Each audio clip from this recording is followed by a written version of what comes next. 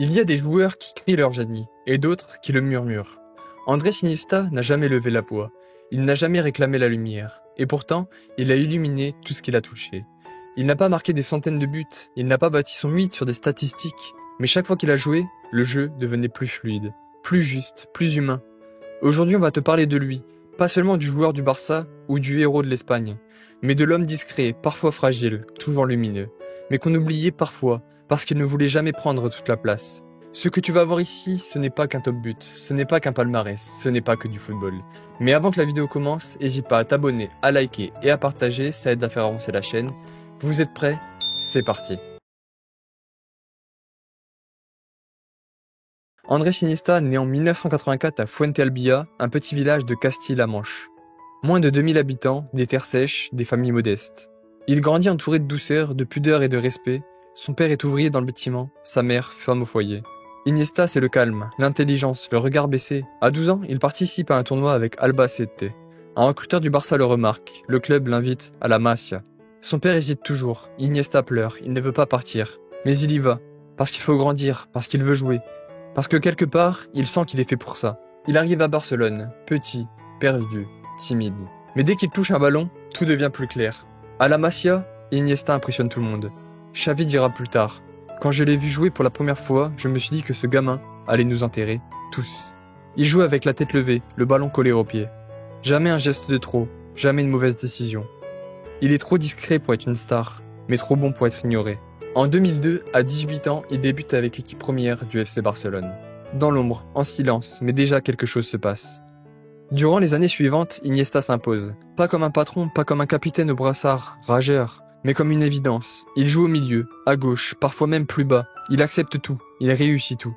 Sous Rijkaard, puis Guardiola, il devient le cœur du jeu. Le lien entre Xavi et Messi.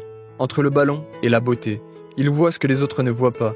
Il joue dans les intervalles, dans les demi-secondes. Il crée sans bruit. Iniesta, c'est l'élégance sans la pose. Le génie sans l'ego. Avec Barcelone, Iniesta remporte tout. 9 Ligas, 4 Ligues des Champions, 6 Coupes d'Espagne. Des dizaines de trophées, des milliers de passes, mais surtout, une idée du football. Il n'a jamais été un buteur, mais chaque action décisive passait par lui.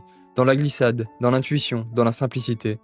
Il forme avec Xavi et Busquets l'un des milieux les plus iconiques de l'histoire.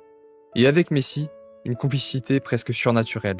Le FC Barcelone joue comme un orchestre, et Iniesta en est le chef discret. Mais derrière cette magie, il y a aussi des douleurs. En 2009, au sommet de sa carrière, Iniesta tombe. Pas sur le terrain, mais dans sa tête. La mort de Dani Jarque, son ami, capitaine de l'Espagnol, le bouleverse. Il glisse dans une dépression. Perte d'appétit, crise d'angoisse, vide intérieur. Mais personne ne le sait, parce qu'Iniesta ne parle pas, il garde tout. Il sourit pour les autres, il joue pour les autres. Et un jour, il dit simplement « Je n'étais plus moi-même ». Il s'en sort, avec l'aide de sa famille, de ses proches. Mais il ne sera plus jamais tout à fait le même. Il continue de jouer, avec ses sensibilités qui disparaissent dans chaque geste. Mais il a vu que même les lumières peuvent vaciller. Avec l'Espagne, Iniesta écrit l'une des plus belles pages de l'histoire du football. Euro 2008, Coupe du Monde 2010, Euro 2012. Un triplé historique, un règne absolu. Et au cœur de cette génération dorée, il y a Iniesta. Il ne marque pas beaucoup, mais en finale de Coupe du Monde, c'est lui. Une passe de Fabregas, un contrôle, un plat du pied et un cri. Le seul cri d'Iniesta. Un cri qui fait entrer l'Espagne dans l'histoire. Il dédie ce but à Dani Jarque, son maillot le dit. Dani Jarque, siempre con nosotros. Et ce jour-là, le monde entier comprend. Ce joueur-là, il est à part. En 2018, Iniesta quitte le Barça. Pas sur un échec, mais dans la douceur. Il pleure, les supporters aussi. Il part au Japon, au Vissel Kobe. Pas pour l'argent, pas pour fuir, mais pour s'éloigner du bruit, pour continuer à jouer. Là-bas, il gagne une coupe, puis une super coupe.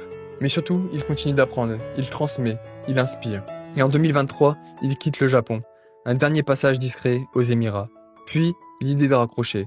Sans fracas, sans drame, à son image. Iniesta, c'est l'anti-star par excellence. Pudique, fidèle, stable. Il est marié à Anna, père de 5 enfants, il parle peu, il rit souvent. Il aime le vin, la terre, les choses simples. Il a écrit un livre où il raconte sa chute intérieure. Pas pour faire pleurer, mais pour dire que même les héros peuvent souffrir. Et que le silence n'est pas une faiblesse. Il est aimé partout, même par les rivaux. Parce qu'Iniesta a toujours joué pour le jeu, et pour les autres. Andrés Iniesta n'a jamais voulu être le meilleur, il a voulu être juste. Juste dans ses passes, juste dans son attitude, juste dans la vie.